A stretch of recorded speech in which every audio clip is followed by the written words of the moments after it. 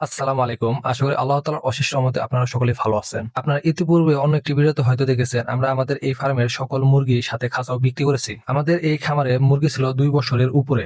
যেহেতু ফার্মে ২ বছরের উপরে মুরগি ছিল সেহেতু ফার্মে মাকড়সাতে ভরে গিয়েছে। আজকে আমরা মাকড়সার জালগুলো পরিষ্কার করে দিব ইনশাআল্লাহ। আমরা সাধারণত খেজুর ডাল দিয়ে মাকড়সার জালগুলো পরিষ্কার করে থাকি। খেজুরের ডালের পাতাগুলো অনেক ঘন হওয়ার কারণে খুব সহজে মাকড়সার জালগুলো পরিষ্কার করা যায়। আমাদের ফার্মের আশেপাশে খেজুর গাছ না থাকার কারণে অন্য জায়গা থেকে খেজুর ডাল সংগ্রহ করার জন্য বাইক নিয়ে আমি আর সুলতানে রওনা হই। খেজুর গাছের পাশে এসে খেজুর গাছকে দেখতেছিলাম খেজুরের ডালগুলো একটু উপরে ছিল, এর জন্য আমাদেরকে খেজুর গাছের মাঝ বরাবর উঠতে হবে। এর জন্য সুলতানকে ওঠার জন্য বলি, কিন্তু সুলতান কোনোভাবেই গাছে উঠতে পারছিল না, কারণ হচ্ছে প্রত্যেকটা ডাল এতটাই নরম ছিল যে যেখানে ধরতেছিল ওইখানেই ভেঙে যাচ্ছিল। আমরা খেজুর ডাল কাটার জন্য দাবিত অন্য কোনো কিছু নিয়ে আসিনি যে খেজুর গাছে উঠে খেজুর ডাল পারতে পারবো। এর জন্য আমরা লাফিয়ে লাফিয়ে খেজুর ডাল দূরে যতটুকু সম্ভব ওইটুকু কেটে নিই। ডালগুলো কাটা শেষে সোজা আমরা ফার্মেতে চলে আসি। এসে আমরা ডালগুলোকে সুন্দরভাবে সাইজ করে নিই যাতে আমরা সুন্দরভাবে ডালটাকে ধরতে পারি পরিষ্কার করার জন্য। ডাল সাইজে ছোট হওয়ার কারণে যতটুকু সম্ভব আমরা পরিষ্কার করে নিচ্ছিলাম। পরবর্তীতে ডালের সাথে বাঁশ বেঁধে আমরা উপরের মাকড়সাগুলোকে পরিষ্কার করি। আরো ভালোভাবে পরিষ্কার করার জন্য মোটরের পানি দিয়ে আমরা চারপাশে আরো সুন্দরভাবে পরিষ্কার করে দিচ্ছিলাম যাতে কোনোভাবে একটি মাকড়সা না থাকতে পারে। আর সর্বোচ্চ আমাদেরকে কষ্ট করতে হচ্ছিল নেটের যে মাকড়সাগুলো থাকে সেগুলো পরিষ্কার করার জন্য। এগুলো কোনোভাবে মাকড়সাগুলো পরিষ্কার হচ্ছিল না। মাকড়সাগুলো সুন্দরভাবে পরিষ্কার করার পর আমরা